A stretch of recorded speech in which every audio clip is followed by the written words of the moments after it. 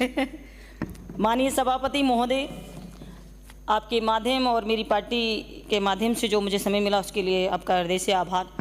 सबसे पहले तो हम सभी जो सदन में विधायक हैं सबको धन्यवाद अर्पित करना चाहिए, पूर्व माननीय मुख्यमंत्री अशोक गहलोत जी का और माननीय यूडीएच मंत्री जी का, जिन्होंने आपको रहने के लिए अच्छे फ्लैट बना कर दिए और कॉन्स्टिट्यूशन क्लब बना कर दिया है, जो सपना था एक सभी के लिए।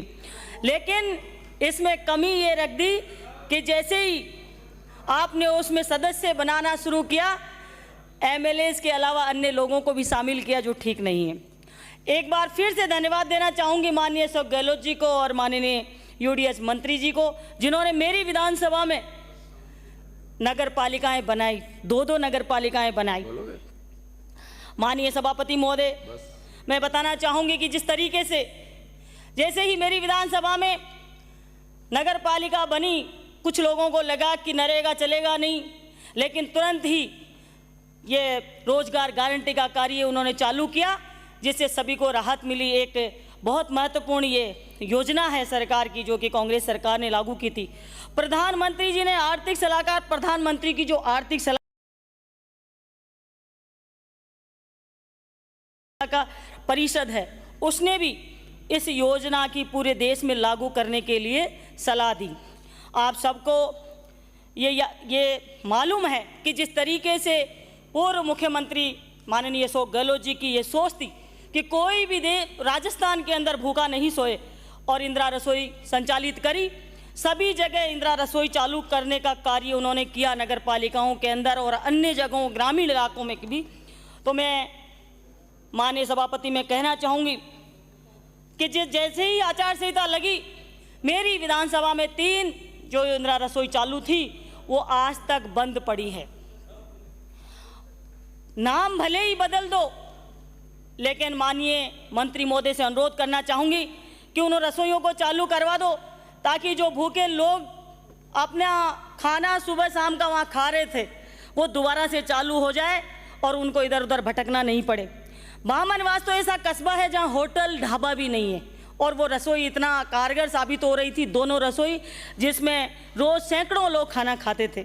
माननीय सभापति महोदय, मैं आपके माध्यम से कहना चाहूँगी कि बामनवास कस्बे के अंदर नगर पालिका बनाने का एक और भी उद्देश्य था कि वहाँ दमकल की व्यवस्था, दूर से आते थे, आग लग जाती थी। तो अभी कुछ दिन पहले 2 महिलाएं झुलसी, लेकिन 1 घंटे तक वहाँ से दमकल नहीं पहुँच पाई, क्योंकि कुछ कर्मचारियों की कमी। मैं चाहूँगी कि इसकी जांच भी करवाई जाए, क्योंकि 5 मिनट के रास्ते को 1 घंटे के अंदर भी वो तय नहीं कर पाए।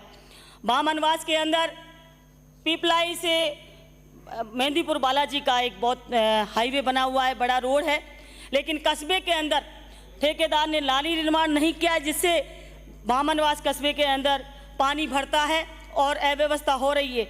मैं माननीय मंत्री महोदय से अनुरोध करना चाहूँगी आपके माध्यम से कि वहाँ नाली निर्माण कराया जाए नगर पालिका के माध्यम से, क्योंकि उससे हॉस्पिटल तक में पानी भर जाता है बरसात के टाइम पे।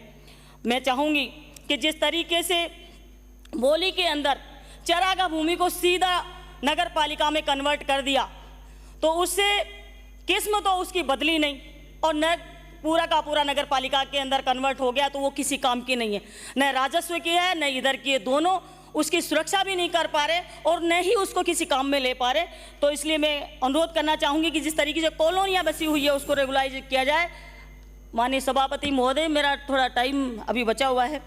माननीय सभापति महोदय, मैं कहना चाहूँगी, जिस तरीके से कल पर्ची के माध्यम से मैंने मांग उठाई और कहा कि जिस तरीके से दोनों नगर पालिकाओं के अंदर, बामनवास के अंदर और बोली के अंदर, बोली का भी बामनवास के अंदर ही काउंट हो रहा है, बोली की विशेष शिकायत नहीं है, लेकिन बामनवास के अंदर जिस तरीके से घोटाले हो रहे हैं, जीरो टॉलरेंस की बात करने वाली जो सरकार आज उन घोटालों की कार्रवाई नहीं कर रही है, जांच नहीं कर रही है, तो मैं आज यही मानूंगी कि आप लोगों की सहमति भी इसके अंदर है। अगर आप उसकी जांच नहीं कराते हो तो मैं अनुरोध करना चाहूँगी कि उनकी सख्ती से जांच कराई जाए और दोषी अधिकारियों के खिलाफ कार्रवाई की जाए। मैं बात करती हूँ कि अभी जैसे विपक्ष के लोग बात करते हैं राम मंदिर की, इधर उधर की बातें करते हैं, मुद्दे की बात नहीं करते। मैं कहना चाहूँगी कि राम जी ने, भगवान राम ने, क्योंकि भगवान राम सच्चे हैं, उन्होंने सबक सिखा दिया। बहुत सारी धार्मिक स्थानों पर, अयोध्या में आप सबको हरा दिया। तो जिस तरीके से कांग्रेस को जिता कर निकाला है वहाँ से, तो आपको समझ जाना चाहिए कि बार बार राम जी का नाम नहीं लेके मुद्दों की बात की जाए, और जिस सदन के अंदर जिस काम के लिए हम लोग आए हैं उसी काम की यहाँ पर बात की जाए। माननीय सभापति महोदय, नई टाउनशिप पॉलिसी लेकर आ रहे हैं। माननीय मंत्री महोदय को अवगत कराना चाहूँगी, इससे बड़े बिल्डरों को फायदा होगा, छोटे जो लोग हैं उनको नुकसान होगा, और उनकी बड़े बिल्डरों की मोनोपोली इसके अंदर चलेगी। तो इसके बारे में भी दोबारा से विचार किया जाए।